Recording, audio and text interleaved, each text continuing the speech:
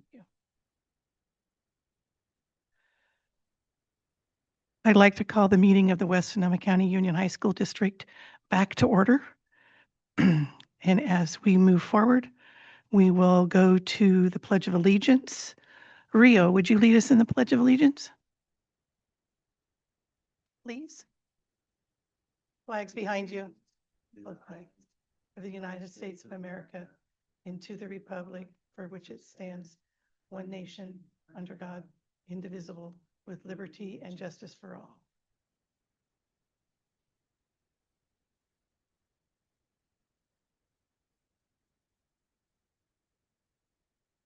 Thank you, Jenny. Thank you very much. We will now move on to approval of the agenda. Can I get a motion, please? So moved. Thank you, Linda. Second? I'll second. Thank you. Are there any discussions regarding the agenda? Okay. All in favor? Aye. Thank you. Now we have input from the public regarding items not on the open session agenda. And I have something that I would like to please read to everyone. Members of the public who wish to be heard by the board are asked to complete a speaker card, and they're right back there on the table. Tonight, we will only be using speaker cards for our meeting because we do have quite a few people already that want to speak. Once recognized by the board president, speakers are asked to come to the podium, which is over here, introduce yourselves, and for the record, and individual speakers are limited to 3 minutes each. Groups commenting on the same topic are limited to 15 minutes. Currently, I have 13 people that want to speak about our certificated situation. So be prepared to work together to decide how you're going to use your time. With board consent, the board president may increase or decrease the time allowed for public presentation comments depending on the topic and the number of persons wishing to be heard. The president will review all comment cards and determine how many speakers per subject and determine our time allotment. The board will not comment on items unless they are agendized. However, the board reserves the right to clarify or correct any misinformation stated through the superintendent. Each individual speaker may only address the board one time per agendized or unagendized item. As per board bylaws, during agendized items, the board president reserves the right to ask any speaker to stay on the current agendized topic. Once warned, the speaker continues off subject. The board president reserves the right to ask them to be seated or to have their microphone muted. So thank you guys very much for that. Again, if you're interested in speaking tonight, we have comment cards over there. Next, I'm going to, so I guess we don't have any input from the public. We didn't get any speaker cards on non-agendized items. Consent calendar. Can I get a motion, please, on the consent calendar? Thank you so much. Can I get a second? I'll second. Thank you, Sean. Is there any discussion regarding the consent calendar? All in favor? Aye. Thank you very much. Linda, action taken on closed session, in closed session? There was no action in closed section. Thank you very much. Now we're going to move on to our reports, our student board representatives, which I see none. Next is association reports. Julie or Lily? Lily, thank you.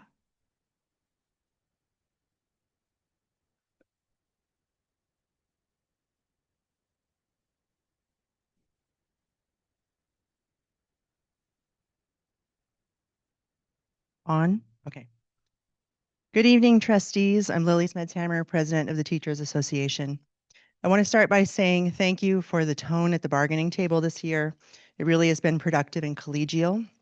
We don't agree on everything clearly, but there's been respect in the room and that matters. At the same time, we're still far apart on compensation and a few other key issues. Staying competitive from year to year is necessary so we don't lose the ground we've gained in our ability to draw the best hires to educate our students. We believe there are clear places in the budget where adjustments can be made and funds can be found. Tonight, I also need to speak about layoffs. Our contract requires the district to sit down with us to review class sizes at the beginning of the school year. That's the process where we flag overstuffed classrooms and talk about whether we need to open new sections. It's there to protect kids from being in classrooms that are too packed to learn. For the past few years, we've been lucky. Class sizes have been relatively low, and we've avoided the disruptive reshuffling that upsets students and makes parents wonder what's going on. That stability has mattered. Because next to attendance, class size is the strongest predictor of student success. And what are we hearing at board meetings? We've heard about significant growth in CASP scores. We've heard that Annalise scores are now among the strongest in the county. We celebrated a 77% AP pass rate at the February board meeting. Those are real accomplishments, but they didn't happen by accident. If you increase class sizes and cut supports, those numbers will not hold. And if we're here 2 years from now talking about a decline in performance, I'm going to remind you of why it's happening. You're going to vote on whether to end the academic support program, a class where an adult regularly checks on grades, builds relationships, and coaches students academically and personally. Moving those responsibilities to 9th grade teams may sound good on paper, but it cannot replicate the depth of support that a dedicated course provides. You're going to vote on whether to eliminate the choir program. If this passes, this year's graduation will be the last in Annalise history with a choir singing to our graduates.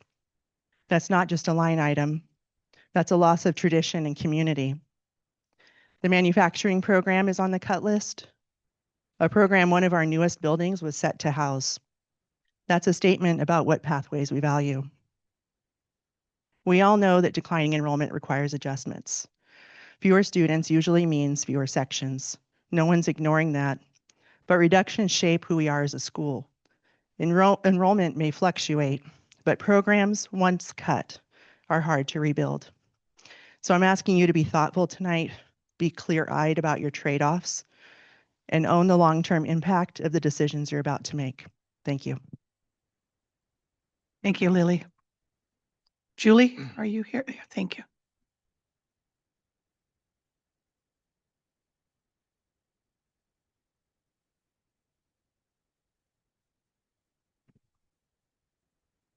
Hi, Julie McClelland, president of CSEA for our chapter.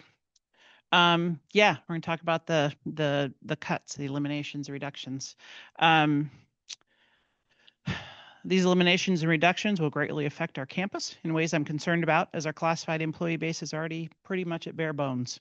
The work going away isn't realistic, as the tasks they do every day are things that must be done for our students, staff, and families. I'll start with the College and Career Center, Future Ready Center. There's a whole list of things that they do that nobody else does on our campus, right? Helps students with their FAFSA and getting all their financial aid stuff filled out. We're focused on getting kids to college. This is that step that happens. Working on college guidance, working on the community scholarships, coordinating with the JC for dates and times for them to come and work with our students, and they work right with that person. Helping students apply to college. When we consolidated, Annalee had a long-term, seemed to me, time of really struggling with keeping somebody in that position. And so everybody in the community who had the money just pays a private college counselor. So eliminating that position puts kids who have money, they're going to be fine. The kids that don't are not going to be fine. They're not going to have the help. Youth Truth data about college readiness is on our dashboard, right? So that matters for our school community. I know that's going up and we're trying to get it to go up. So I hope that we wouldn't eliminate that position. I also ask that you not outsource to this job that exists in our chapter to 10,000 Degrees. I know it's much higher cost and they're only here for a few hours a week and they don't build meaningful working relationships with our students. It doesn't work the same way. So I really ask that not happen. Counselor secretary, administrative assistant 2 is being eliminated in the office. This work supporting 4 counselors. The things that she does that are unique to that position. She does all the work permits that are required by law for students who are having jobs. And as we're doing more of that, putting students in more jobs and helping them get dual credit for that, we don't need that to be less. We need to be more. She does all the dual enrollment forms. The thing that I'm concerned, we talked last month about the cell phone change, and you guys asked about what maybe would be things we would need to support that to happen. I think with students having no phones, there'll be more parents calling the office. So we don't need one less person to answer phones. We might even need more. So I think that's a real concern. She does fee collection and orientation. That person also is the only other person with me that works on textbooks, textbook fees, gathering the fees for lost books, helping kids figure that out. That's kind of the two people, and I'm sure you saw in there, I'm retiring. So that's going to be a hard problem if nobody else knows how to do that. Short-term independent study support, JC enrollment, 504 support, TA, student intern support, counselors, back to school night. It looks like there's this many people in the office, but they each have things that they do. So those things don't go away. And then the tech specialist, we only have 2. We have Jay and we have the 2 tech specialists. I asked for a count of how many devices, like a wide variety of things, right, on campus that are serviced. It's over 2,300 items that they service, whether that's cameras, whether it's TVs, projectors, printers, Chromebooks, phones, projecting screens, access points, network switches, right? There's a whole bunch of different things, 2,300 items at any moment that might need looking at. One person isn't enough people to do that. That one person can't ever be sick or go on vacation. That just doesn't seem realistic to me. I'm concerned we have 3 new buildings coming online this summer, and they all have new tech that's going to need to be supported. There's things that need to be installed this summer. Yeah, that doesn't seem like that would work. The other thing is there's a reduction listed for the bilingual paras. I do believe that there's special EL funding just that can only pay for that. So they have classes all day long plus tutoring after school for our kids who need the most extra service. So I am hoping that we can figure out a way to not have that happen. I have lists. I'm skipped a lot, trust me. We realize the district has to, right? You have to budget according to the number of students enrolled in our district, but really hoping that as the year progresses and we see the enrollment numbers back to normal, that we will reinstate and or rehire those same employees. They weren't reduced for not doing their job. They're being reduced for a different reason. So these people are people. They're our coworkers, and they're not just numbers on paper. So we want to see them come back if that's at all possible.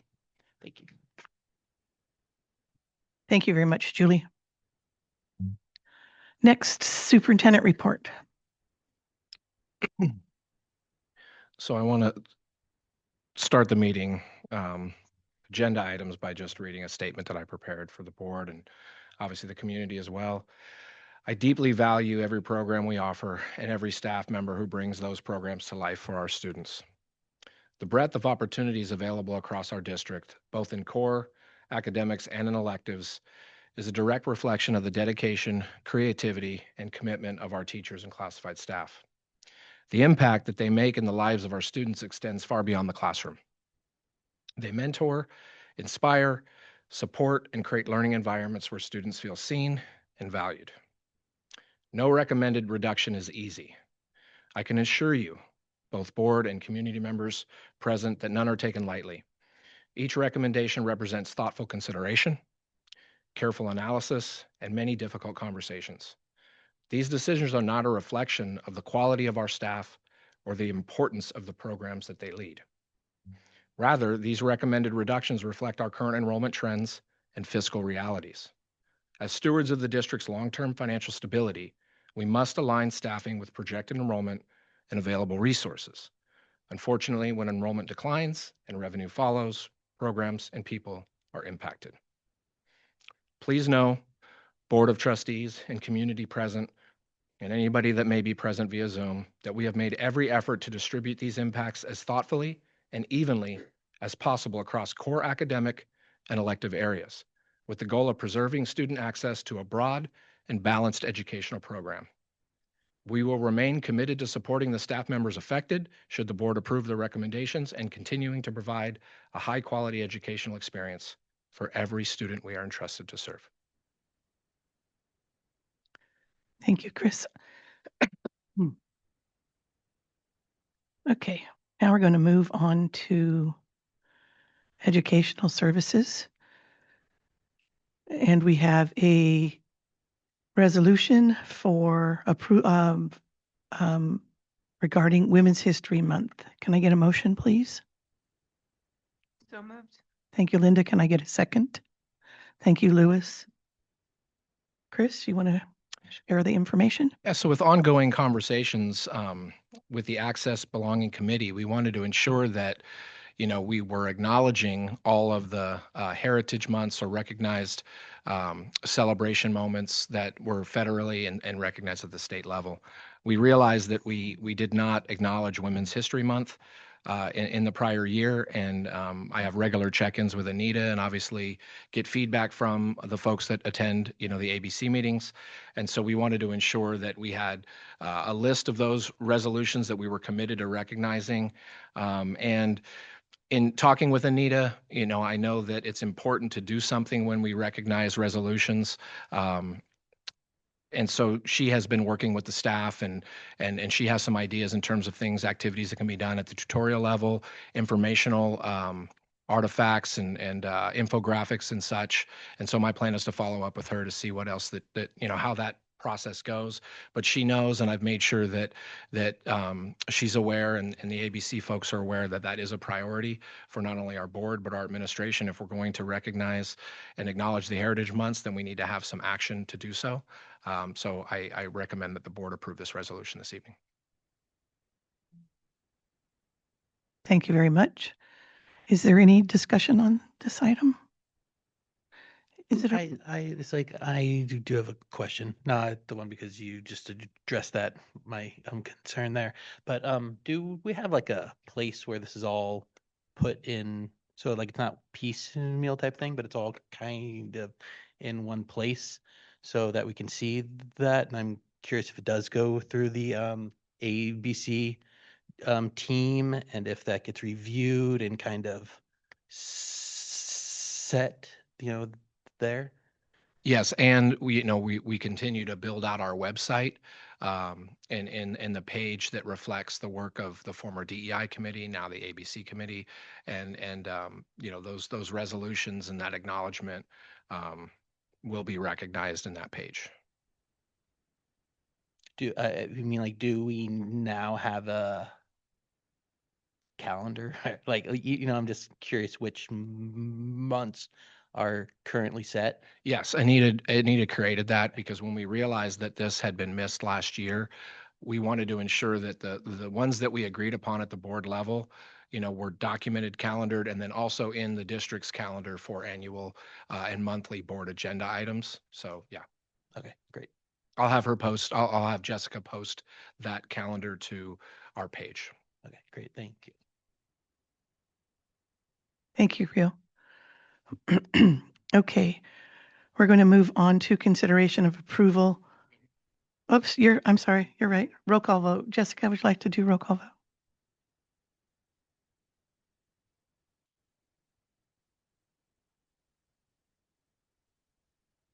Thank you. Trustee Kutera, Aye. Trustee Chernilla, Trustee Hilton, Aye. Trustee Buckner, Aye. and Trustee Fernandez. Aye. Thank you. Thank you very much. Okay, now we're going to move on to consideration of resolution number 16, March 2025-26 regarding reduction or discontinuance of certain particular kinds of service for the 26-27 school year certificated. I'm going to turn this over to Dan. Oh, wait, excuse me. We're going to get a motion first. Can I get a motion? So moved. A second, please. Thank you, Sean. Okay. Thank you, Dan. Go ahead. Sure. Thank you. So I want to share a little context with the board, and as you are aware, multiple factors are driving the recommended reductions for the coming school year. We, as you know, are facing a structural deficit due in large part to declining enrollment in our own attendance area, interdistrict transfer restrictions now being imposed by the county's largest school district, which has a significant impact on our enrollment, and average daily attendance rates that don't allow us to fully realize the amount of money we would receive from the state.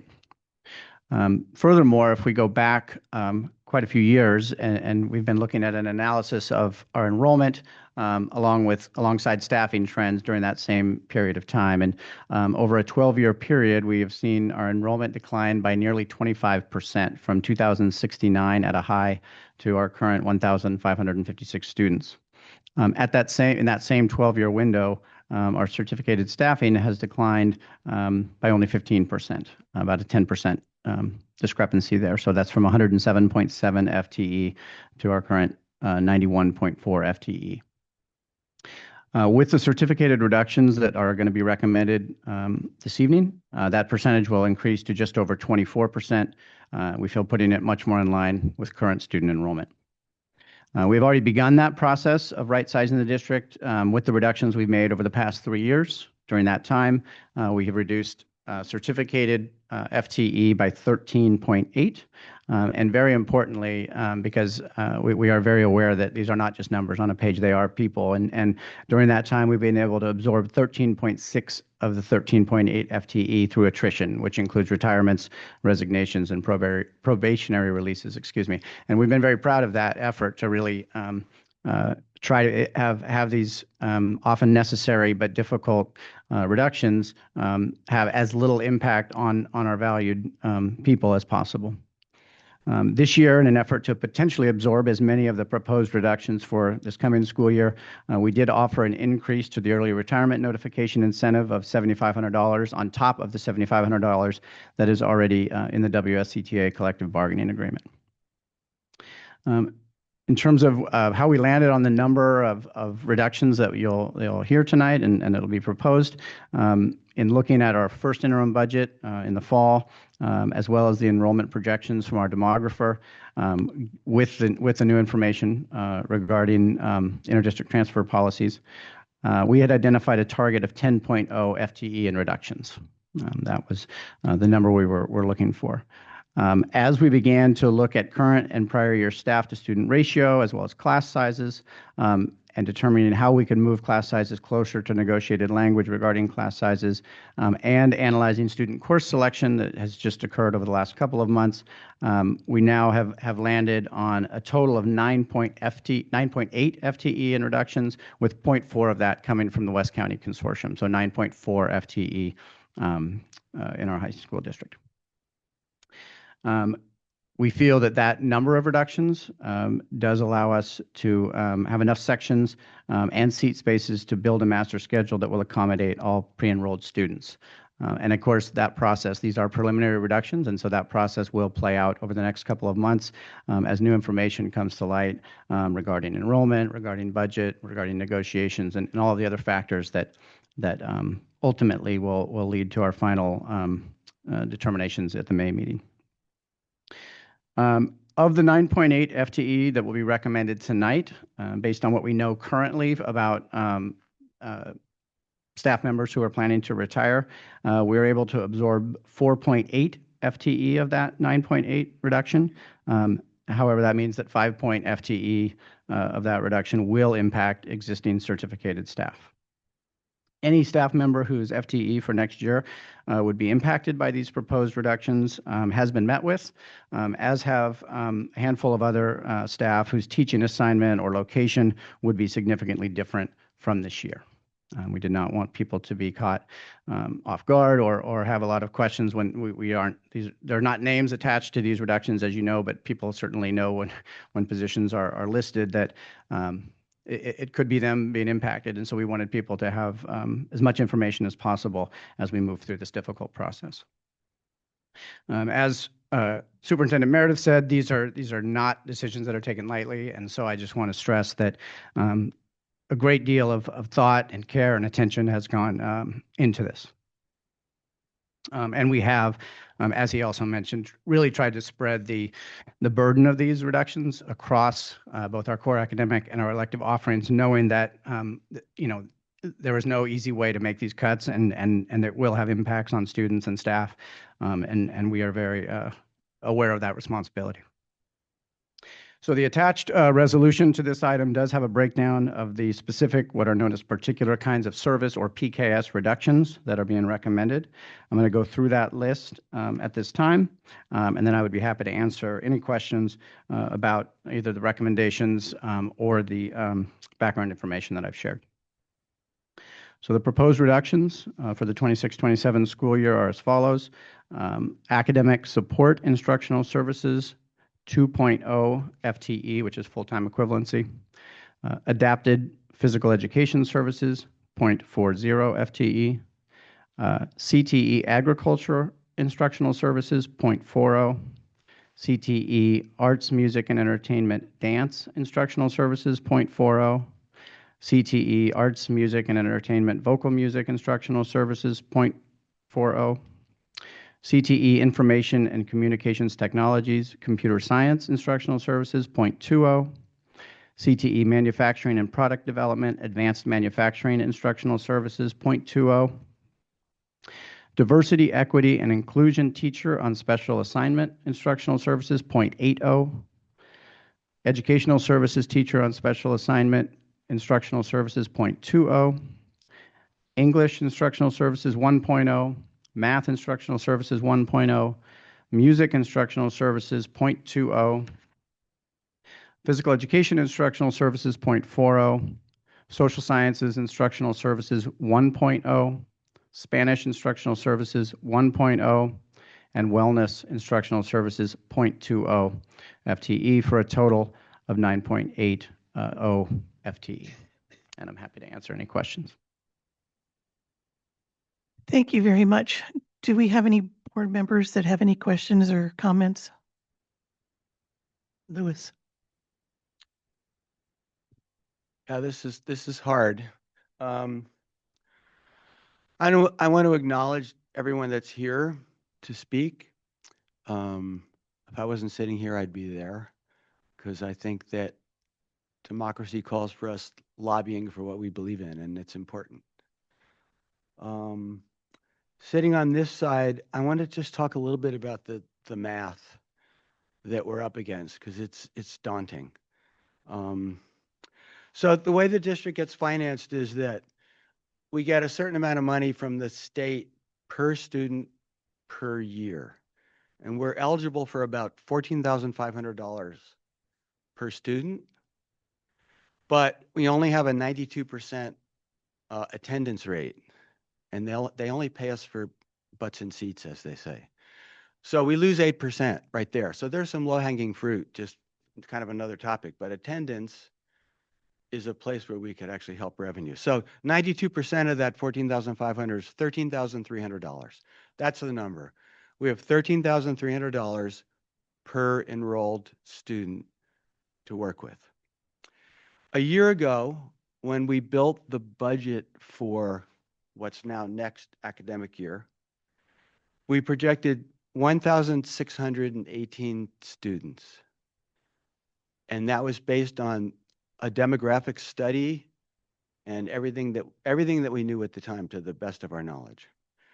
Well, now the current budget shows 1,442 students. So we're 176 students short from what we thought we were going to be just a year ago. Part of that is the demographics have shifted more than we thought. There's less people living in the area with school-age kids. And then Santa Rosa shut off inter-district transfers. About 100 students we're losing that normally would transfer in here. Normally we're a third transfers in, and now we're losing 100 of that. So 176 fewer students times $13,300, we're short $2.4 million. That's just a fact, and it sucks, but that's the fact.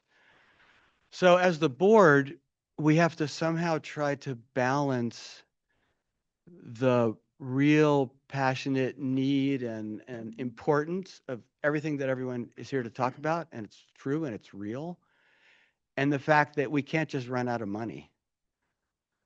Part of the problem we've seen in neighboring districts is that they have actually run out of money because the board wasn't willing to make the tough decisions early enough, and they kind of kicked the can down the road and just said, well, we don't know what to do, but we can't deal with the conflict of our community coming at us and saying, we need this, we need this. And they say, okay, well, we'll just do it. And then we run out of money. Our fund balance, it's like the total in our checking account is going down every year from 6 million to 4 million to next year 2 million, which means the year after that we might hit zero. If we really hit zero, there's a likelihood that the state takes over management of our district. Santa Rosa may face that. That's like a horrible situation. So as a board, we're stuck with this difficult dilemma of how do we deal with $2.4 million less money? That's just a fact. And try to save as much as we possibly can and to do it equitably across all these different competing interests, all of which are real and important. So that's what we're up against, and it's hard. And the board really appreciates everyone that's here and your passion and your concern. It's important, and we're going to do the best we can. It's not easy, so thank you. Thank you, Louis. Is there any other comments or questions from the board before we move to public comment? Sure. Rio, thank you. Yeah, I'll say something. I also am appreciative of everyone here. It's hard times, and showing up is a huge part of just like what you all can do. So I totally agree about that piece, and also the hard place that we're currently in, and that's hard. I do want to, I think when you read your sheet, it said that we could extend time based upon the president's like discretion. And I would ask that the president use that discretion as they can, so that we can try to hear from all who like want to speak.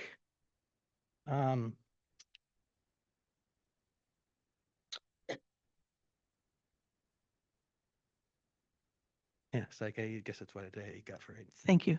Thank you. Yes, thank you for your comment. I appreciate it. It's really not my discretion. It's actually the discretion of all of us. So I think we need to have a conversation about that. Right now, I have 14 people that want to speak about the certificated reductions. I have 2 for the classified, but I kind of do want to pare this down. So I'd like to get a show of hands because I think I have different topics. And based on that, I think we might be willing to allow everybody their allotted time because we've got some folks that want to talk about dance, some folks that want to talk about music, some folks that want to talk about other things. So for dance, how many folks here that I have your papers are here to speak about the dance program? Hold your hands up high so I can see you. 2, 1, 2. Okay, that's all. Great. Okay. So then I think we have, so 2 for dance. Jolene, I've got you down too. Did you raise your hand? Okay, thank you. And those that are here to speak about any of our music programs. Okay, 1, 2, 3, 4, 5, 6, 7, 8, 9. Okay, 9. All right. So that would be, that would be 10, that'd be 27 minutes. Are you guys fine with letting them speak about music for that? Okay. And then other than music and dance, there's got to be other people because that didn't add up to 14. So, okay, academic support. Anybody else for academic support? Okay, so 4 of you. So 4. And another subject? Therapy, okay. Art. Oh, yeah, I've got that here, classified. Okay, you'll get your time. Okay, so I think I'm inclined, if you guys are inclined, it looks like there's a few more that want to speak about music than would be the 15 minutes, but it's not that long. Are you guys fine with that? Okay, all right. So we're just going to go ahead and begin. 3 minutes. 3 minutes. Everybody's okay with 3 minutes per person? If your time is less, that's great. If you want to share your time with other people, that's great too. Also, I would like to add that if someone else has already said exactly what you were going to say, you could even just stand up and say, they said what I wanted to say. Helps shrink the time. Okay, with that, the first one I have listed here is Jolene Johnson.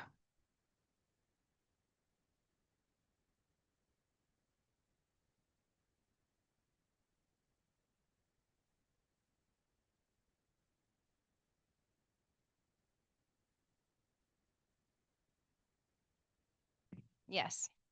Hello, I'm Jolene Johnson. I don't live in the district, but I teach dance here at Annalee. I'm a little disappointed I'm here again and advocating for our amazing art programs and all the great programs at our school. However, I do understand that we have 40+ school districts in Sonoma County with a declining enrollment and birth rates of people in the United States, etc., etc. However, what I want to press is the unfair cuts without it hitting our district office top salaries. I ask for you to lead by example and cut more at the DO. There are 3 positions that are paid substantially more and have annual 3% raises embedded in their contracts. How are we getting raises when the rest of us are getting cut? I ask that those contracts get reviewed and revised to cut those raises for this year and every year forward.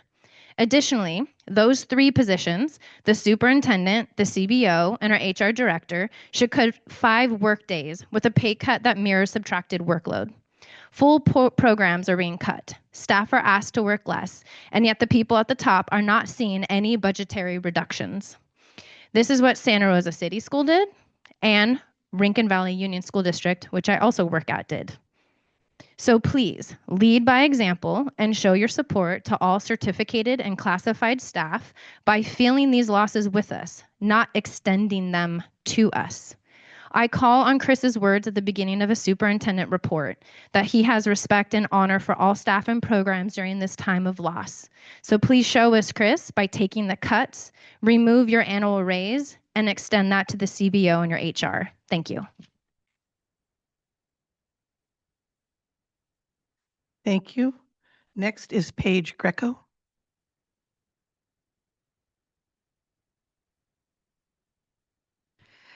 I just want to make a comment. My timer is broken, so I'm going to wave this at you with 1 minute left.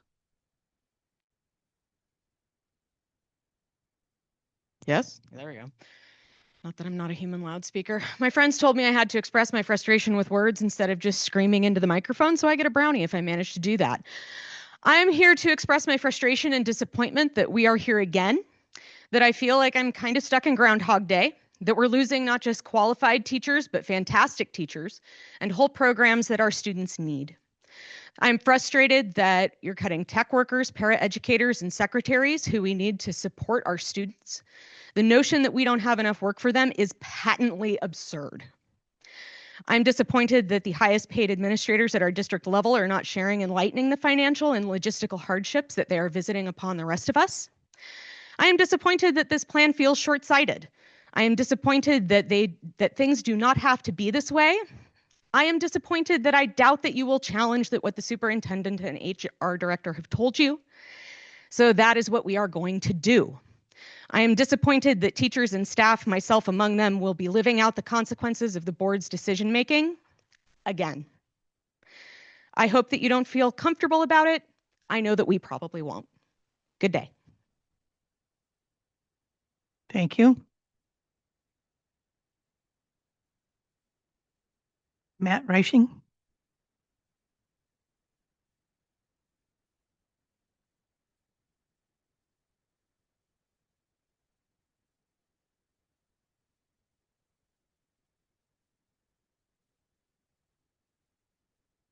Check. Good evening. My name is Matt Reichling. I'm not related to Spencer Burrows, the choir teacher at Annalee High School, but we've known each other for close to 25 years, mainly as singer-songwriters on similar paths. When I heard that his teaching position was on the chopping block due to budget cuts, a thought immediately jumped into my head. The district can't do this. Of course they can, but they shouldn't. Why not? Because Spencer is truly a once-in-a-generation teacher, someone who identifies talent in students, cultivates it over time, and then puts them in a position to shine in front of others. He awakens their self-confidence and changes how they perceive themselves. I'm not exaggerating when I say that it's life-changing work. He's done this kind of work for years, not only through his classes at local elementary schools and his small business, The Great Burroughs Studio, but more recently at packed choir shows here at Annalee, which fill everyone with joy. I've even seen some parents in tears after they watch their kids perform under Spencer's guidance. How many people in the community have that effect on others? Not many. Bottom line, Spencer is too special to put on the sidelines. The community will lose if you choose to do so. Yes, money has never been tighter in education, and there's a seniority system in place. But I urge you to look elsewhere to make these cuts, because what Spencer does is exactly the kind of education kids want and need to grow into powerful, self-actualized people. Lastly, I think it's important to say that Spencer didn't ask me or anyone else to speak on his behalf. We're here because of the good work he's done for decades. It speaks for itself. So once again, I urge you to protect his job and his current teaching schedule, because he's a gem, a unique gem that shines and makes everyone around him shine brighter. Thank you. Thank you. Spencer Burroughs.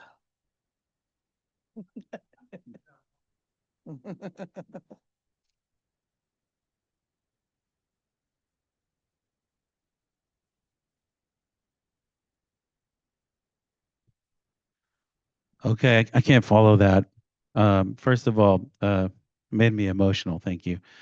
Matt is also one of these people. My name is Spencer Burroughs. Thank you, trustees, for your time. Thank you guys for showing up to support the arts and the cuts. I'm not going to talk too much about myself. I'm going to talk. Well, I'll talk a little bit about my high school experience and how it shaped me.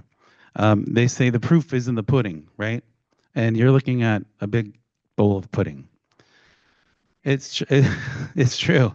When I came to Annalee High School in 1993, I believe, I met Mr. Cullinan. Bobby Cullinan was the choir director, and I spent 4 years in the honor choir singing. And if I could say that I can remember anything about high school that long ago, it would be choir. It's performance.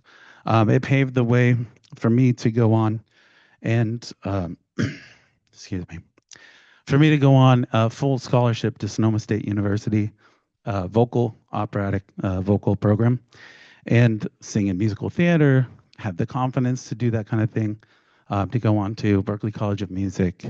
And I can say I'm a non-traditional hire, right? I didn't go to school to be a conductor, but I went to school to be a rock star. It didn't quite work out, but I'm here for you, and your students can say their teacher has written 7 full-length albums and has done international touring and national touring. They can say their teacher has experience performing to 10 people and headlining at the Fillmore. It's kind of a cool thing. So, and my main goal is to grow the program and represent my school and make sure it's the best program that you can imagine. And we've been doing that. I see some of my students here. And just to wrap up, what I can say about my students are that they're incredible. They're talented. They need someone to lead them, not just anyone. And I feel like it's me. I feel like I found my place. I feel like they found their place. So I encourage you to keep me on. I think that's, I'm advocating for myself, I guess. Lastly, I have worked for the last 8 years articulating a choir program from Gravesend Elementary, 4th and 5th grade choir, to Hillcrest, 6th through 8th. And so we can get more students to the school, which is what we need for the money. Yes? So that's it. Thanks. Thank you very much. Hannah Finley.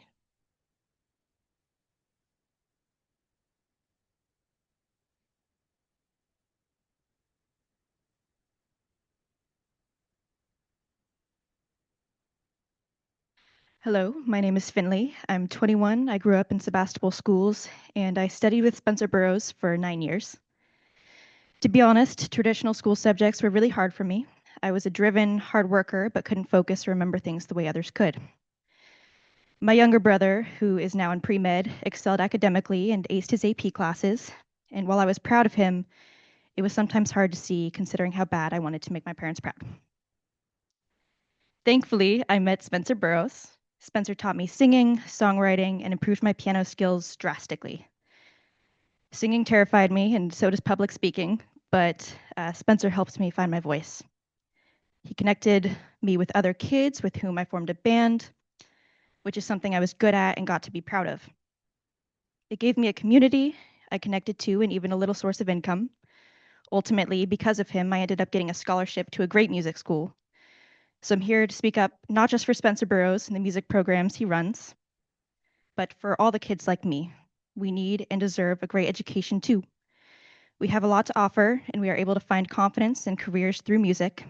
To cut choir or any music programs would be to say that kids like me don't have a place at Annalee. Spencer Burroughs is not just an excellent musician and teacher. He's the kind of mentor who makes you feel valuable. He listens, he's funny, and he finds ways to help you shine. Every student deserves the opportunity to learn from such an excellent teacher and to be a part of the programs he creates. Please do not take this away from students at Annalee. Thank you for listening. Thank you very much.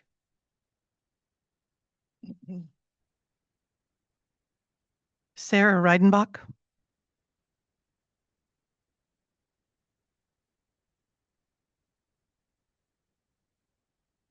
On?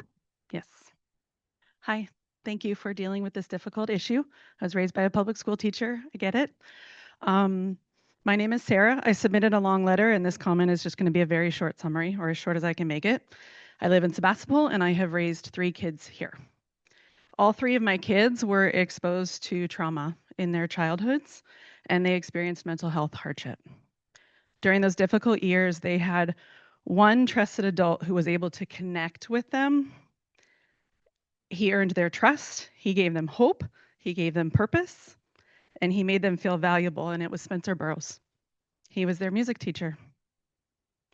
I'm here today to make sure that you understand that cutting Annalee Choir or any music program is a huge mistake, and it is a threat to our students, and it is not an investment in long-term enrollment. The trauma and stress that my kids went through is not an exception, it is the norm. All of our teens are going through more stress and destruction of self-esteem than ever before. And unlike any generation prior, their nervous systems rarely get a break. In spite of abundant therapy over years, the adults who succeeded at connecting with my kids were their music teachers. Because our kids don't only need to focus on their problems, they also need to find their inspiration to move forward. My kids' music teachers gave them skills that led to scholarships and college acceptance, helped them remember their spirit, their voice, validated them, and made them feel worthy and successful. Gave them community. Music allows connection, belonging, emotional processing, achievement, on and on. Something that subjects that aren't the arts just don't do. They can't. Sometimes music class is the first time that students learn that their value is not only how much information they can memorize. Spencer Burroughs, in particularly, creates a place where students shine. My middle son, who's now in college, specifically chose Annalee as his high school for the music program. He would not have come here without it, and I believe there are lots of kids, based on my parent community, that feel the same. Kids are coming here for the music program. My youngest is still in high school. When he was making a safety plan with his doctor after a recent mental health crisis, he was asked what protects him from wanting to end his life. And he wrote in music. The data about youth who participate in music programs is overwhelming. It's overwhelmingly positive. It's summarized in my letter. I strongly urge you to preserve choir and Spencer Burroughs' position in full. Thank you. Thank you. Ava O'Brien.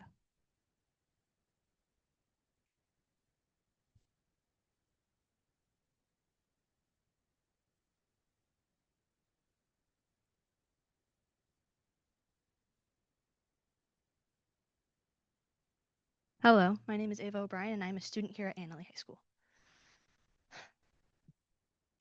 Music is something that can bring so many people together, and in particular, Spencer Burroughs, my choir teacher, has urged me and given me so much opportunity here in high school. I wanted to go to a different high school because I thought that I could find better art programs there. But I came to Annaley because I realized that their art program and their music program is so much better than I thought it was. I have found such a family in choir.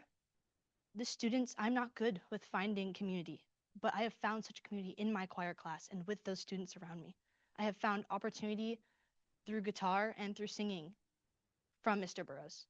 And you will never find another choir teacher like Mr. Burroughs. Thank you. Zoe Bills.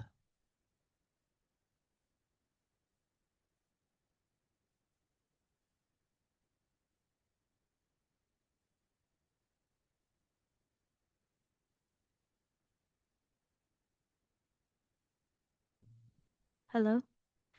Good evening. My name is Zoe Bills. I'm a sophomore student at Annaley High School. I'm here tonight to speak about the choir and how much it means to me and other students. Choir has helped me grow in ways I didn't expect. I used to be much quieter. This class has helped me build confidence and feel more comfortable being myself. I would not be here speaking tonight if it wasn't for Mr. Burroughs.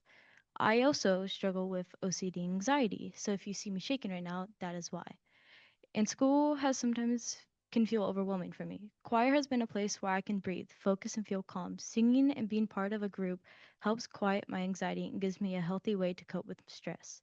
Mr. Burroughs doesn't just teach music. He creates a safe place where students feel supported, encouraged, and valued. Choir feels like a family, a community. It's a place where we support each other, where he supports us, and we truly feel like we belong. Choir builds community within the school and beyond. It gives students connection, confidence, and a sense of purpose. Choir is more than an elective, it's a family, it's a community, and for some of us, it's a safe place. I respectfully ask you to keep this program in place and Mr. Burroughs along with it. Thank you. Thank you.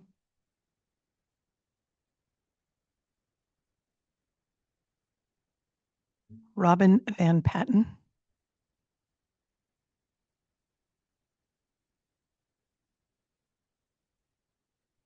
There, hello. So the irony here is that I'm an attorney, and my daughter Sasha is a mini me in every way. She is also a songbird, unlike me, and has had some struggles academically, which I did not have. She is really good at public speaking, but she is so emotional, and now I am. Sorry.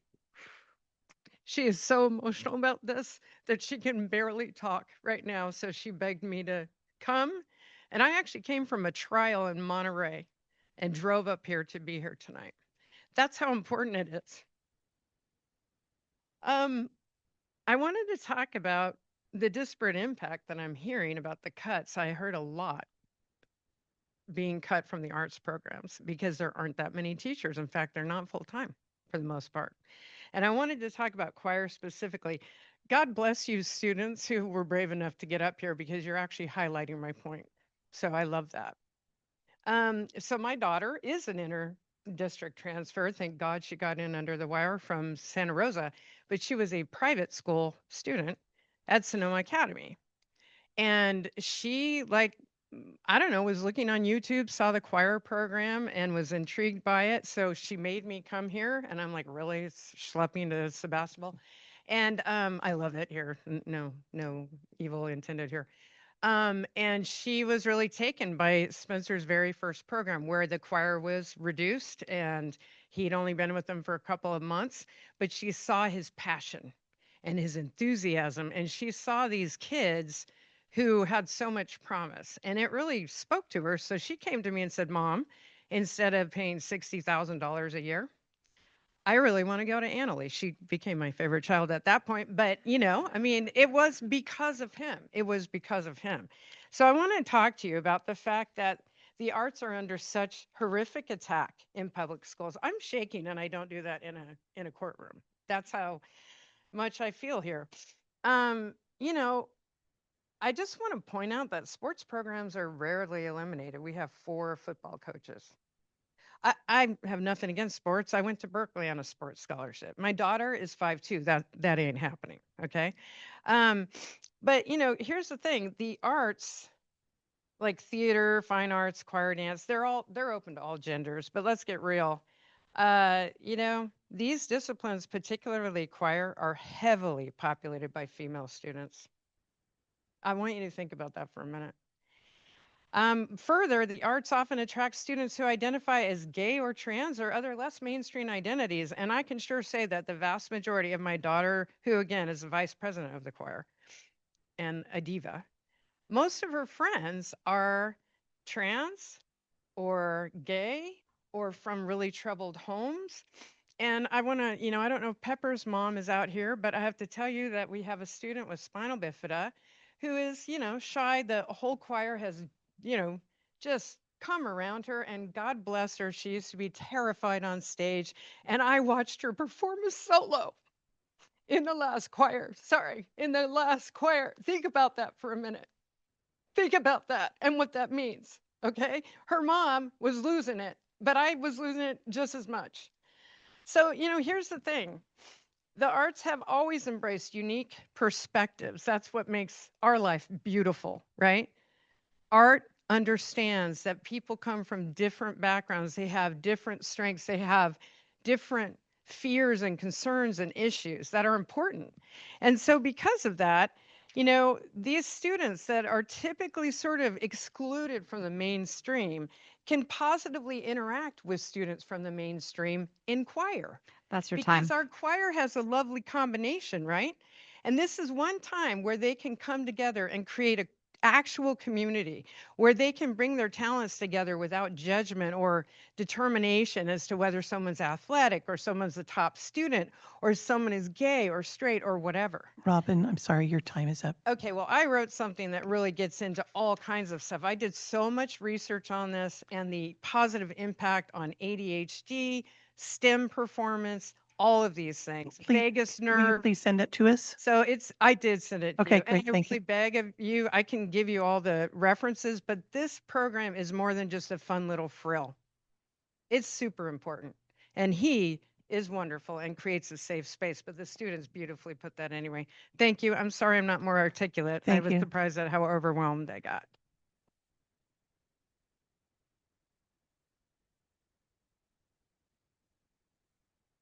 Ann Pedersen or Peterson, I'm sorry.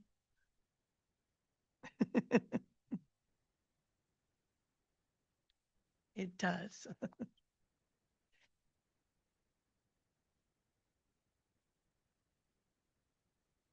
Can I do it? Oh, there we go. Okay. All right. Hello, members of the board. My name is Ann Peterson. I'm a full-time academic support teacher here at Annalee, and I'm here to voice my strong concerns over the complete closure of my department. I have been part of academic support for 4 years and department chair for 2. However, academic support has been around in some fashion at the school for over a decade. You might be wondering, what is academic support? Which is a great question. Academic support is an elective class that helps students to be successful with grades, empathy for peers, self-awareness, organization, prioritization, college and career awareness, and numerous soft skills to be successful community members and humans in the 21st century. We cover topics like time management, best practices for studying and test taking, proper AI usage, effective communication strategies, career exploration, and real world skills like resume building, public speaking, and mock interviews. My students were fortunate enough to have Jeannie Fernandez come in and help with mock interviews last year. Thank you again for doing that. You're welcome. In addition to these topics, academic support is a space for students to work independently on unfinished classwork, homework, or studying. During this independent time, which is roughly 2/3 of class time, students have one-on-one conferences with their teachers where they can check ARIES and the students' daily planners. Teachers are able to tutor students, help them with their organization school materials, and prioritize their work. Academic support is an in-demand class. Currently, there are 87 freshmen, 163 sophomores and juniors, and 80 seniors who have signed up for academic support for next year. I worry that without academic support, some of these students will not have a place or a person who will help them navigate the difficulties of school. This is especially true for our students with learning differences like ADHD. I know that every department is seeing reductions in sections. I understand the need to belt tighten in times of scarcity. I also have a strong hope that the 9th grade teacher teams will help support our incoming freshmen, but where does that leave our other students, specifically our 10th and 11th graders? I think it's irresponsible and cruel to deny these students some sort of support class. If the district truly doesn't see the merit in continuing academic support classes, I hope that you, the members of this board, will help them do the responsible thing and properly phase out the program so that at the very least, we are continuing to support 10th and 11th graders until they have teacher teams of their own to support them. Thank you. Thank you, Ann.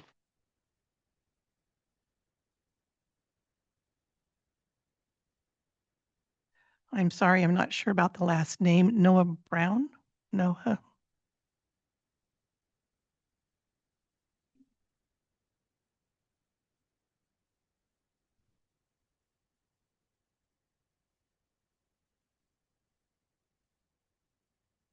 Is this on?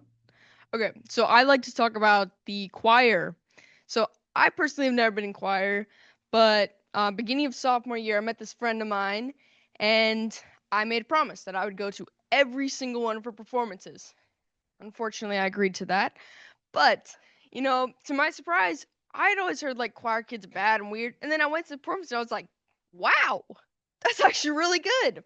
And then I kept going and I see these students just improving every single time. They grow their confidence, they sing better, they're just take up the stage, you know, and you can tell they're just in their own world, you know? They have that space where they can just be themselves. They're not scared. They're not like they're just ready. And I thank Mr. Burrows for that. And I've never been in his class. He keeps trying, but not going to happen. But, you know, I've spent a lot of time in his class, and I can just see how much he cares about his students. I mean, he'll pull them each one-on-one. He'll help them one-on-one. Many teachers don't do that, but he does. He goes out of his way to make sure all of his students feel confident, feel ready, you know? And another thing is one thing I like to mention. Whenever I'm in his classroom, I look up and there's all these posters from every year about a choir show. Do you really want those to stop? Is this going to be the end?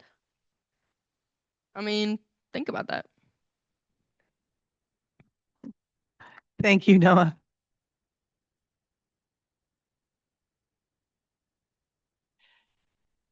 Daniela Kingwill.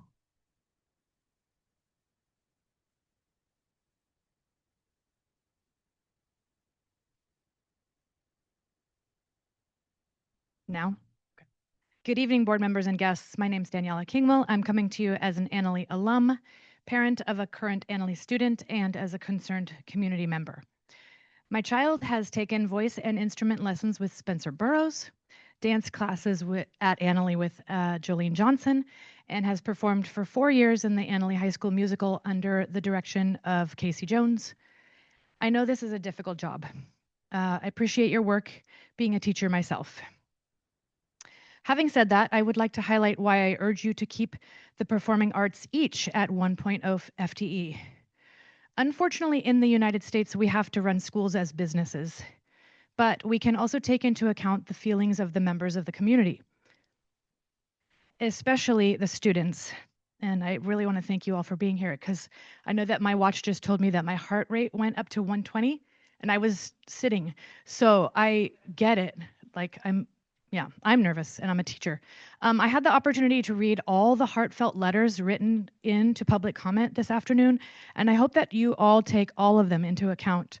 They show just how important the arts are in general and how crucial the performing arts are specifically. And here are some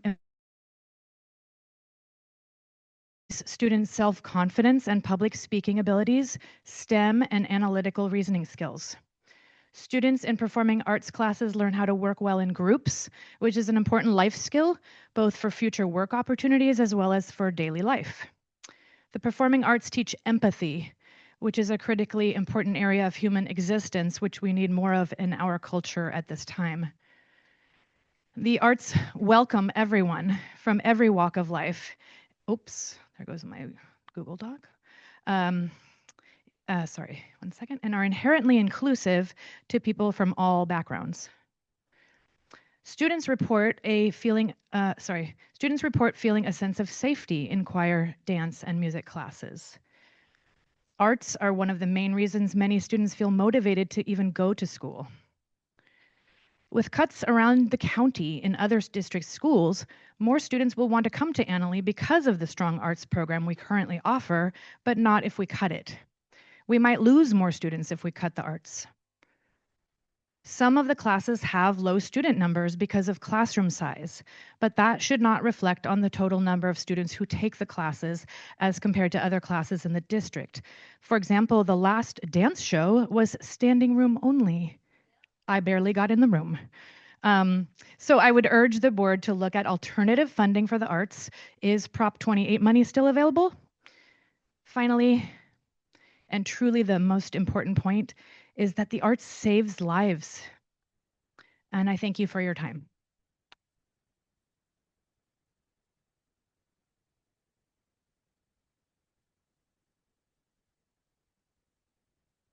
Elsa Lova.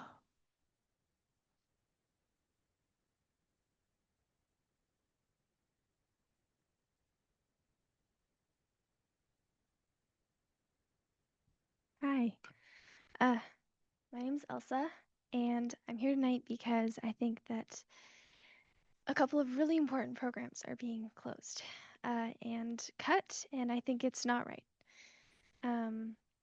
I have been a student here for 2 years, and both of those years, the dance program has been at risk. And I think that just speaks volumes for the amount of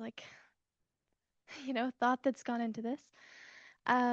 I also want to mention that Spencer Burrows was my elementary school choir teacher, and he gave me so much courage just to go out there and be myself, and I really value that.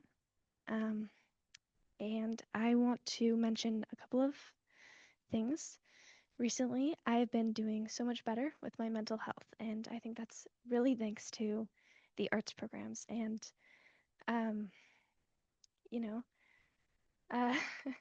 a lot of the reason why I was struggling in the past has been because of not having the outlet for my creativity and not being able to express myself. And this year during dance, especially this year, I have found people that I can connect with, that I can bond with, that I can dance with, and just be a better version of myself. And so I think it's really important to find other ways to cut.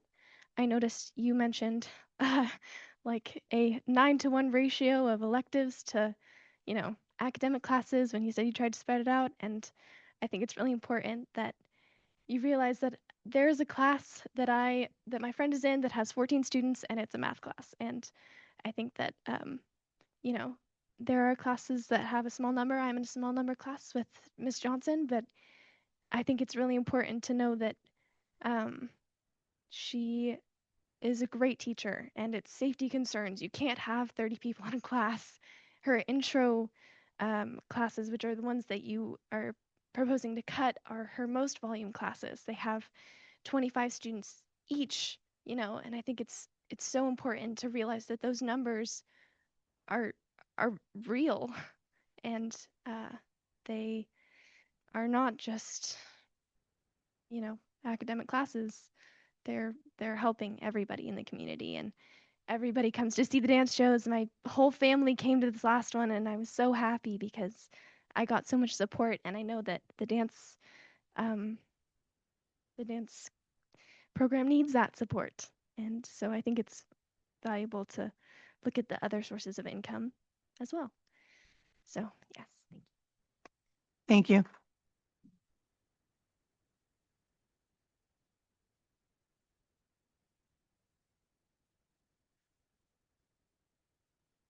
Lucia Garcia.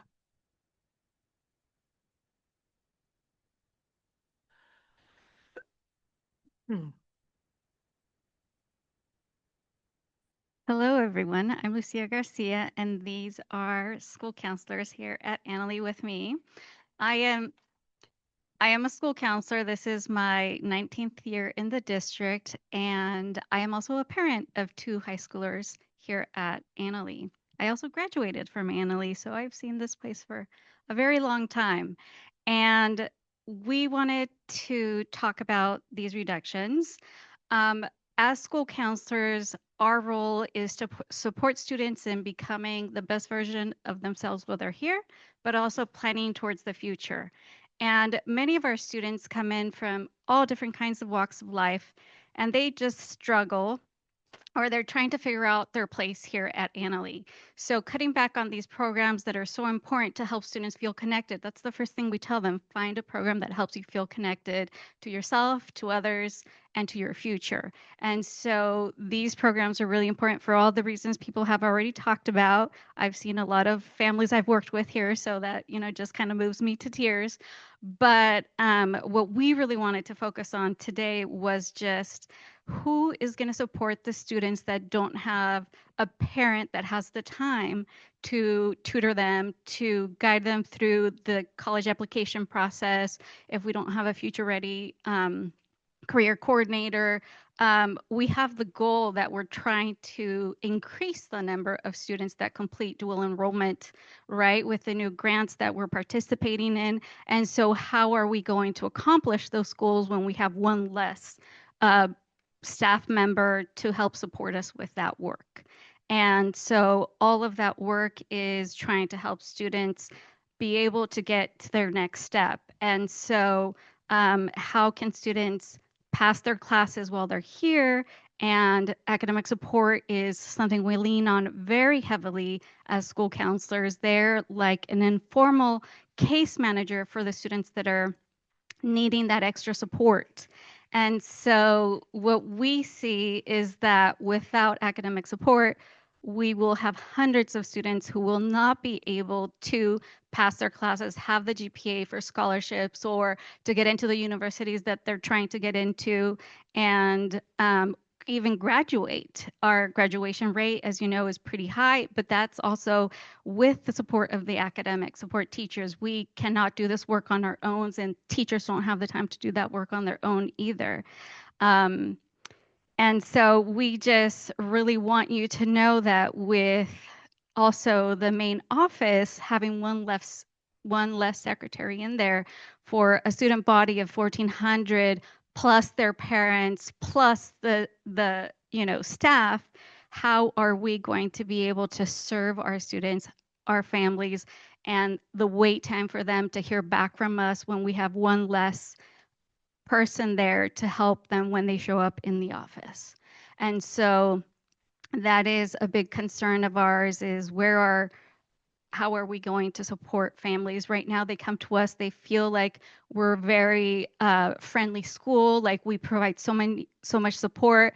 I continually hear from parents and say, oh my goodness, I did not choose that other school because they wouldn't talk to me. But I come here, I show up in the office, someone will see me right away. Somebody checks in with me. And if I can't see the counselor or the other people in the office, I at least have some steps to take that I have an appointment shortly thereafter. So it's just something that Lucia, we that's your time. really encourage you to look for other sources of funding for these support programs. Thank you. Thank you.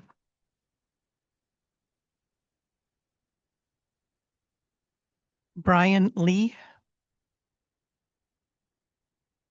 Mhm. Oh, you're right. I'm sorry. Excuse me. You're right. Brian, just a minute. It'll be the next item, not this item. Okay, so we have an item on our table here in front of us. We have a resolution. Linda, I think I'd like to ask you if you would read the resolution. Normally we don't read all these because there are a lot of whereases and what fors, but I think this is important. Yeah, okay. Well, let's let Linda read this and then we'll. Resolution number 16, March 2025, 2026. Whereas the Education Code sections 44949 and 44955 permit the governing board to reduce or discontinue particular kinds of programs and services not later than the beginning of the following school year. And whereas the governing board of the West Sonoma County Union High School District, the district, has determined that it shall be necessary to reduce or discontinue the particular kinds of services of the district described herein no later than the beginning of the 2026-2027 school year. And whereas it shall be necessary at the end of the 2025-2026 school year to terminate the employment of certain certificated employees of the district as a result of this reduction or discontinuance in particular kinds of services. And whereas it is the opinion of the board that it is in the best interest of the district to reduce the number of regular certificated employees of the district as hereinafter set forth, and now therefore be it resolved by the governing board of the West Sonoma County Union High School District as follows. A, I don't think you need to read all of those because Dan's already read them all. Thank you. Louis, you had a question.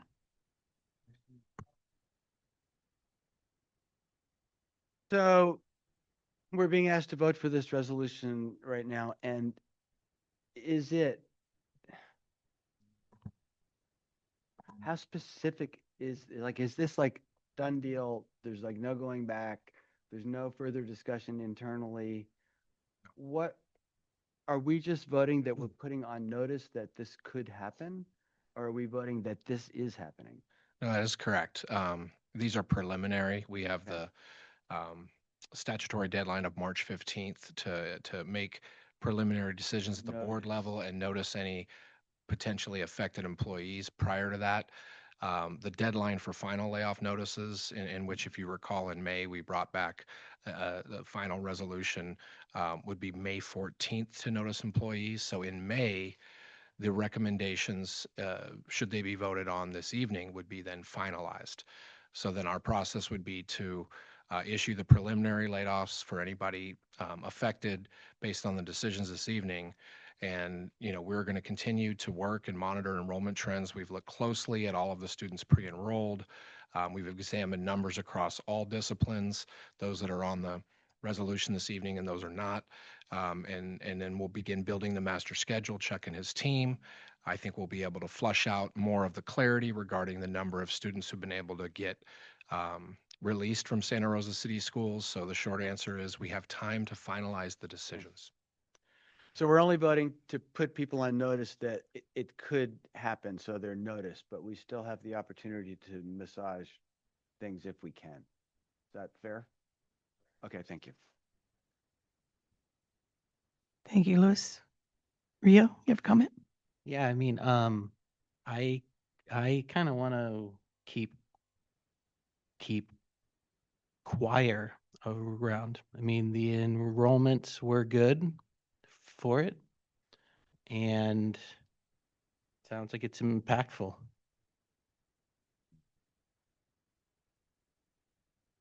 Thank you. Sean, Linda, anybody? Okay. I do want to make mention to every single one of you that has sent, and folks that are maybe on Zoom also, anyone that has sent in a letter, you will be getting a response from me. Please don't worry. It just was a lot. I could only do so many today, but I will work over the next few days and get them all answered. And we really do appreciate your comments. And we also really appreciate you being here tonight. It doesn't, as has been stated, this is not easy.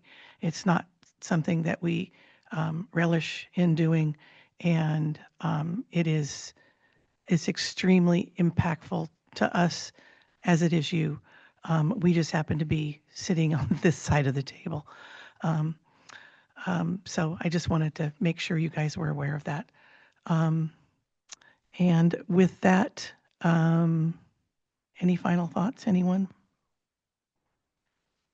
Well, just, just to bring that up, I'm not going to approve it in current thing with how I feel right now. So, okay, that's fine. Thank you.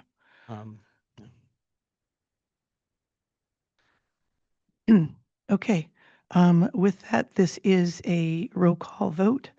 So I will ask Jessica to do the roll call, please. This is not the right order. Okay. Trustee Gutierrez. Nay. Trustee Trinella. Trustee Hilton. Trustee Buckner. Trustee Fernandez. Aye.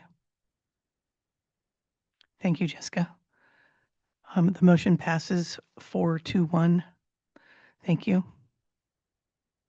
Now we're going to move on to item number, hold on, I got to get my screen.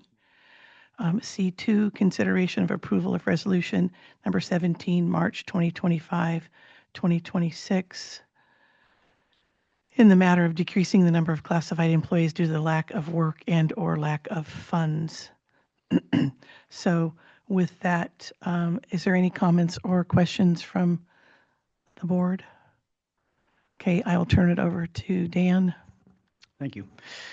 So the context within which the classified reduction recommendations that you'll hear tonight have been considered certainly mirror those of the certificated recommendations that we just discussed. While we would love to retain fully all of the classified services provided to students and staff and the individuals who provide those services, budget realities compel us to make recommendations for difficult reductions. Again, we did conduct an analysis of both enrollment trends as well as classified staffing. In that case, we went back, we had 8 years of data there that we looked at. Over that period of time, we saw a 19% decline in enrollment from 1,933 down to 1,556 students.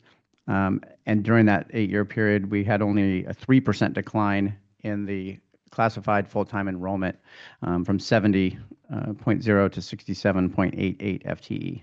So with the classified reductions that will be recommended this evening, that percentage will increase to just over 9% of a reduction. Still significantly lower than the 19% decline in enrollment, but definitely a move towards right-sizing the staffing with regards to our budget. Similar to certificated staff, in an effort to potentially absorb as many of the proposed reductions for next year, an earlier retirement notification incentive in the amount of $7,500 was offered to CSEA members. And in this case, in terms of our analysis of the budget and enrollment projections and from our demographer, we identified a target of a minimum of 4.0 FTE in reductions and ultimately landed on recommendations this evening that total 4.418 FTE, and I'll outline those momentarily.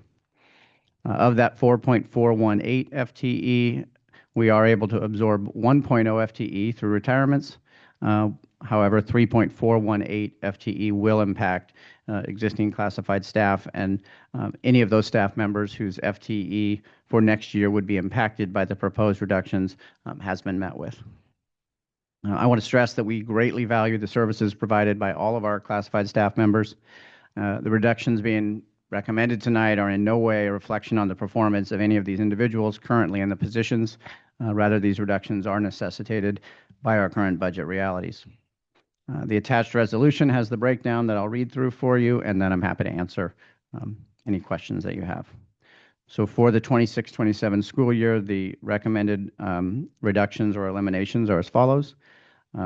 Reduce position 169, attendance clerk, by 0.043 FTE, which is a 10.5 month to a 10-month reduction. It equates to 10 days over the course of the year. Eliminate position number 356, grounds custodian 2. That is a 1.0 full-time reduction of 8 hours a day. Eliminate position 400, the College and Career Center coordinator. That is a 7-hour-a-day position, or 0.875 FTE. Eliminate position number 410, technology systems specialist. That is full-time 1.0 FTE, 8 hours a day. Reduce position 507, bilingual paraeducator, by 0.25 FTE. So that would be a reduction from 8 hours a day to 6 hours a day. Reduce position 510, an outreach therapist, 0.25 FTE, again, 8 hours a day to 6 hours a day. And finally, eliminate position 511, which is an administrative assistant 2 position, 1.0 full-time, 8 hours per day. And again, that total FTE that is being recommended for reduction is 4.418 FTE. I'm happy to answer any questions. Thank you, Dan, very much. Does the board have any comments or questions? Rio? Yeah, so I had heard that there were 3 IT specialists. I heard talked about there being 2, so I just wanted. We have two of that in this position, the technology systems specialists. We have 2.0 FTE, two full-time staff members, and then there is also another individual in a management position in the tech department. So there are 3 people in the tech department, 2 in this capacity. Any other? I have a question. So you, 2 of those, I think it was 2 of those positions, you were going to, you said reduce from 8 to 6 hours per day. With school not being 8 hours a day, would that individual or that job, let's say, have 8 hours of work in that day? I mean, I'm sure that there's work to be done that fills up their time. I'm not saying that they're not working 2 hours a day. I just mean, I guess I'm asking how much of the job is tied to students. I think it varies by position. Quite frankly, there are some of those positions that are classroom-based positions, and there are others that are an administrative office-based position. And so I think there's a little bit of a difference there. I couldn't speak. I mean, I think it'd be more case by case as to, how those additional hours are used or would be impacted. Yeah, I will note, since you're bringing up the 8 versus 6, in the CSCA contract, 6-hour employees and above do retain their full benefit status. And so we did take that into consideration as we looked at reductions. Any other questions? Rio? Yeah, so I had some other points about the IT one was the fact that we're getting new buildings and there's going to be installs and things like that. Is some of that like covered under bond type stuff, or like what, are we adding a bunch of tasks and cutting people? I think, your question is multi-part, right? So some positions are funded out of the bond. Much of the technology that's going into the new building, if it's fixed to the building, equipment and technology funded by the bond. As far as our one-to-one initiative, I think with a decline in enrollment, you're going to see a decline in devices issued, but that is one of the primary functions, as well as responding to tickets and supporting our staff. And I do have to give the tech team, take my hat off to the response time. And I've seen it. I've heard feedback from the staff. As far as expenditures for equipment in the bond, is that I want to make sure I understand your question. Yeah, I mean, I think it was more like, so like actual like install of all that tech stuff is, I mean, is that like a contractor thing under the bond type of? Oh, in the piece? new building? Yeah. The majority of it is. I mean, I'd have to defer to Jenny's. This is Jenny's world, so maybe she can help. With respect to the infrastructure, so all the cabling to the TVs, the wireless, we call them WAPs, that is being done by the contractor. They will be hanging the TVs. They will be putting in the projectors. We have lots of TVs going into this space. We have sound systems. Everything's being installed except for our connection point. So we will be installing all the switchgear. So we have network switches that talk to each other to make all the buildings live. So that will be on the tech department to do.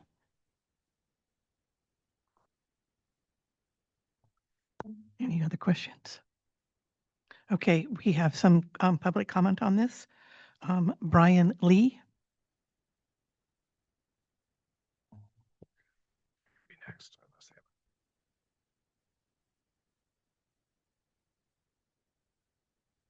Hello. Hey. So my name is Brian Lee. I am the other technology system specialist here at the district.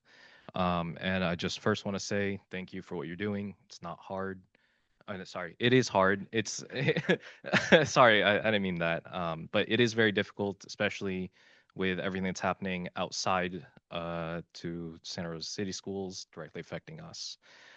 So first, I want to say, please don't cut the position. Matt, I want to bring up his name. It's not just a number. It's not a person. It's not just a, number on a paper. It's a real person over here. We both do love our jobs. Not the greatest pay, but we do it for the mission. So I just want to give you some numbers. I'm a numbers guy. I'm not really that touchy-feely. Terrible at that.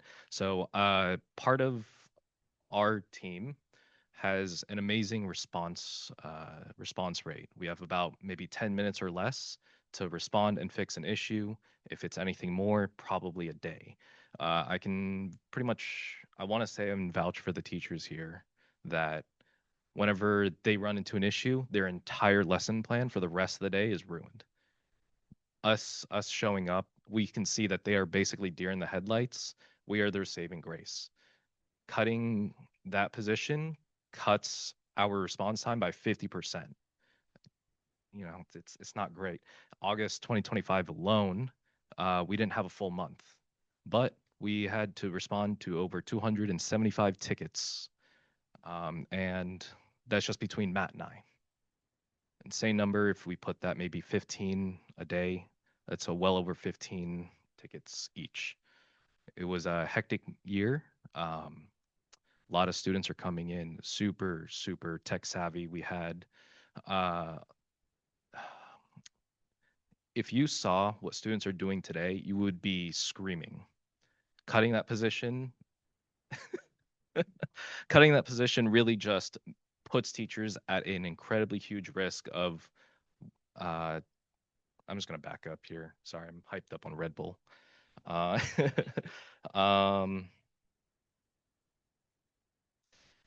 Okay, so another thing that we are expecting to do in the next year is to support everything that is being built next year or in the next school year, right? The new building is super, super fancy. I believe you guys are getting a tour maybe tomorrow. Super cool. Would recommend kind of like trying to imagine all of it. But that adds a whole layer of complexity. I know Julie gave you a number. It's about 2,300 devices. That's just physical devices. We also support everything online, from your emails to security systems to Google Cloud. Like every single part of a student's life, a teacher's life is being touched by us. it's difficult when trying to conceptualize all of it. So I do want to echo that there is no lack of work. There's not enough hours in the day for us to do our job. We have to have coverage from 7 in the morning till 5 to properly get people ready for the next day. So I'm gonna just end it there. I am terrible at public speaking, so I brought printouts of a letter. Please take one, pass it down. I'm gonna keep this one. And in case you lose it, I do have a scheduled email. Send it out at 9 a.m. tomorrow morning with the same thing. Thank you. Thank you very much, Brian.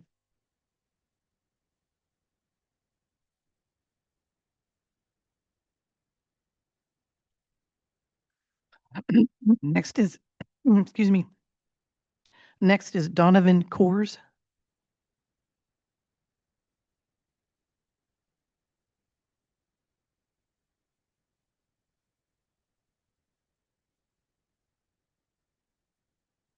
Checking. Hello, I'm Donovan Coors. I'm an art student at Annalee and also a queer student here. When it comes down to my mental health and the mental health of my friends, the best support we've had is our teachers and the people at Wellness, the therapists. I'm not here just to talk at you. I also have some questions about a few things, but we'll get to that later. So, sorry, I'm shaky. So, when it comes down to students' mental health, do you know how many students won't make it to tomorrow? You know how many students that I know that I don't know if I'll see them tomorrow? It's a detrimental thing knowing that you could lose your best friend at any moment and knowing that they don't have support there. And what I'm saying is cutting the Wellness Center will not just affect a few, it'll affect many, and it'll affect their loved ones and their peers. And sorry. And I'm hoping that you will understand this and you will recognize this, that we won't just have 1,442 students, but we may have less by tomorrow.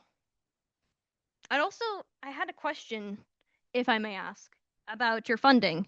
You said you had 1,442 students. You get 1,300 per student. That translated to roughly around 19 million. Is that correct? Was it? Math was not my strong suit. Close enough. If I may ask, what is the number? 20 million. Well, I was close. Hopefully that'll get my math grade up. I'm wondering, 20 million. Where is that going? We have a lot of chairs here. I mean, I don't see a lot of people in the chairs, but there's a lot of chairs here, so we don't really need more chairs. I see a lot of books, so we don't really seem to need more books. What about our teachers?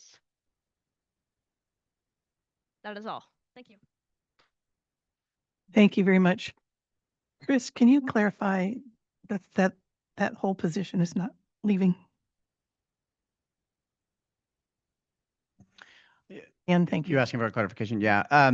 So there is an item on the certificated reductions that refers to wellness services. That is not the Wellness Center. That is an actual course that is offered in the master schedule that is being reduced. So the current cuts, either certificated nor classified, are impacting the Wellness Center services.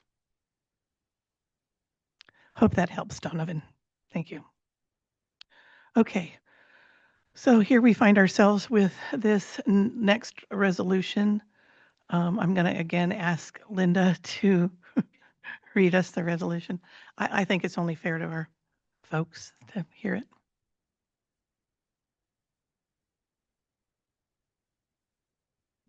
Before the governing board of the West Sonoma County Union High School District, Sonoma County, California, in the matter of the discontinuance of classified employees due to a lack of work and/or funding for the 26-27 school year.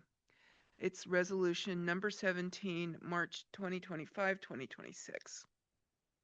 Whereas Education Code sections 45114, 45117, 45298, and 45308 permit the governing board to reduce or discontinue classified services and terminate the employment of affected employees not later than the beginning of the following school year due to the lack of work and or lack of funds. And whereas the governing board of the West Sonoma County Union High School District, the district, has determined that it shall be necessary to reduce or discontinue the classified services of the district as described herein no later than the beginning of the 2026-2027 school year due to a lack of work and or lack of funds, and whereas it shall be necessary at the end of the 2025-2026 school year to terminate the employment of certain classified employees of the district as a result of this reduction or discontinuance in classified services, and whereas it is the opinion of the board that it is in the best interest of the district, including the welfare of the district's schools and pupils, to reduce or discontinue the classified services and as a result terminate the number of classified employees of the district as herein set forth. Thank you very much. And we have all heard the positions being eliminated or decreased in hours. Is there any further comment from the board on any of these items? Okay, with that, I'm going to ask Jessica to do roll call, please. Trustee Kutera, Aye. Sorry about that. you're good. Trustee Trinilla, Aye. Trustee Helton, Aye. Trustee Buckner, Yes, aye. Trustee Fernandez. Aye.